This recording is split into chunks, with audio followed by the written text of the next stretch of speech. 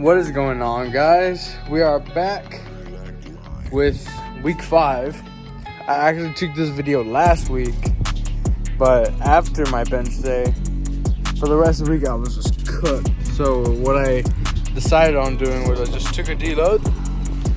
So after my bench day, I really didn't do much until like close to the end of the week, where I just kind of hit a day where I hit a little bit of everything.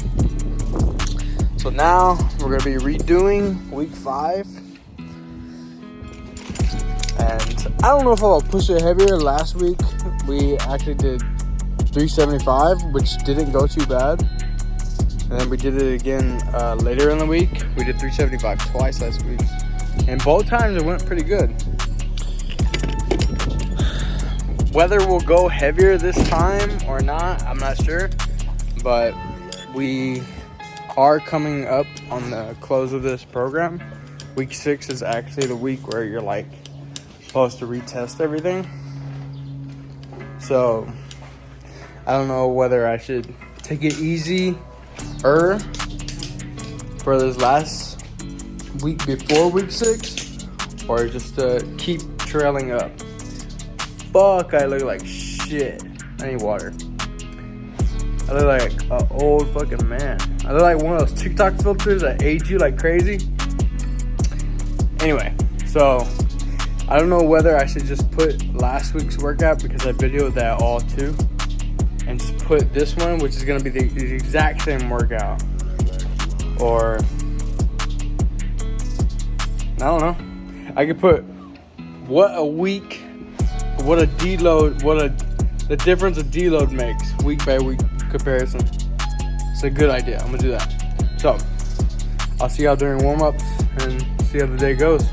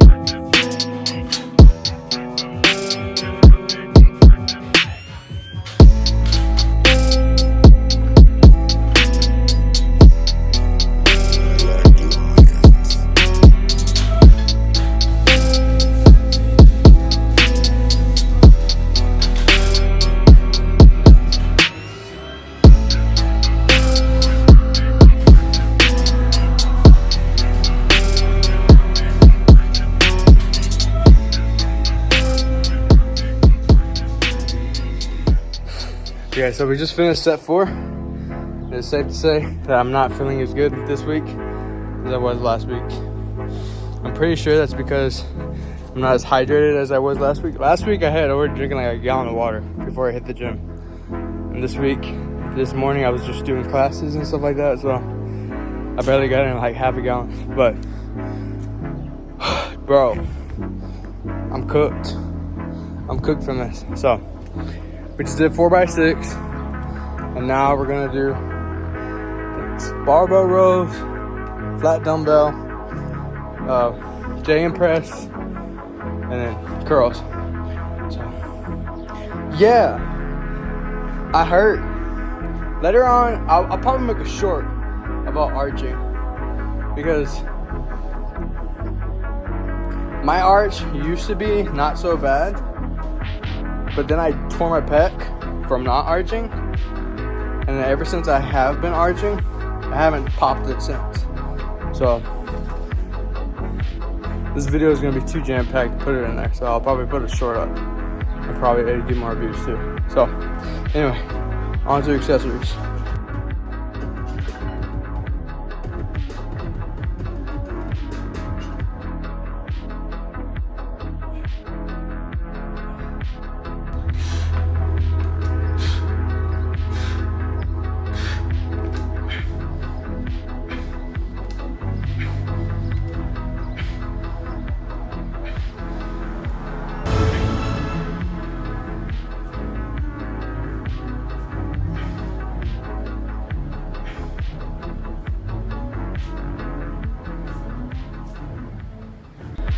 So guys, we are finishing up, at least with this workout. I still have 2 more sets left, but I've already videoed 2, so, and it's not gonna be much different.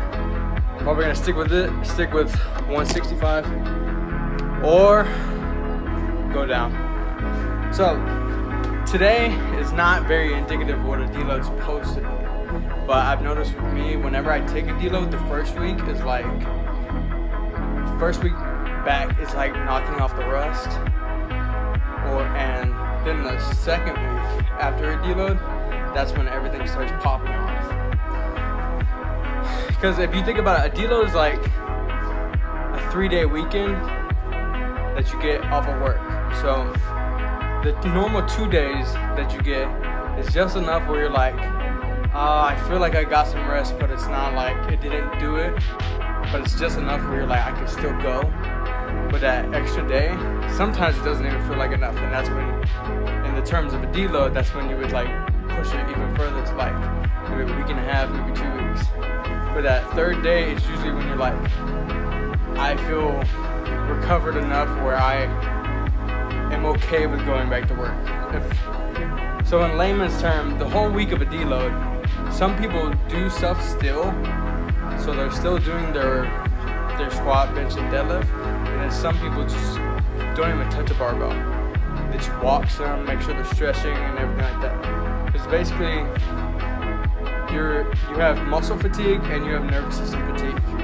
And either or can happen where you would need a deload. So muscle fatigue is usually when you're sore all the time. It doesn't take a lot to get sore. And sometimes it's the adverse effect where you're so fatigued that your body is in kind of like survival mode, just from accumulation of fatigue, where you don't get sore. And not getting sore is sometimes just as bad as getting too sore. And then nervous system fatigue is, you will usually notice your fatigue with your nervous system when you're just tired all the time.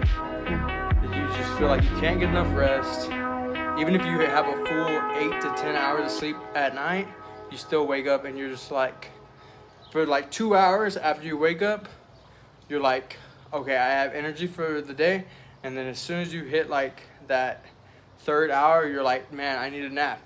That's usually indicative of nervous system fatigue, where your body's trying to, because your body will try to send you signals of like what you need. So if you're doing too much volume in your training, so too many reps, too many sets, too much weight, totally moved, you'll be hungry all the time. So, but if you're doing too much weight, too much stimulus, you're usually going to be tired all the time. And so your body's smarter than you. So the best thing you can do is just listen to it.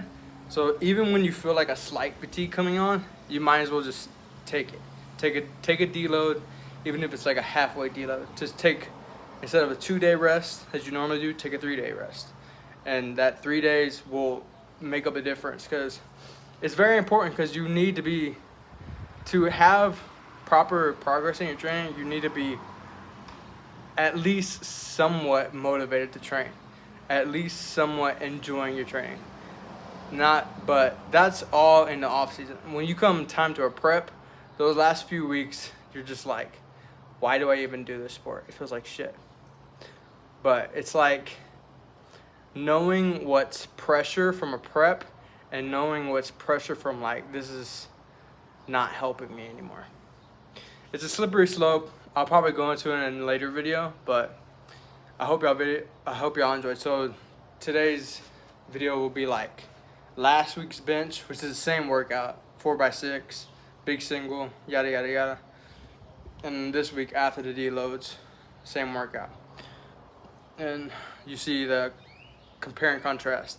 The one thing I can say is, although last week I moved more weight, I did not feel like the best. Everything felt super, super heavy. And today, the only thing that felt super, super heavy was like my single, where as soon as I got to 330, I was like, ooh, my motor pattern feels rusty. So I hope y'all enjoyed.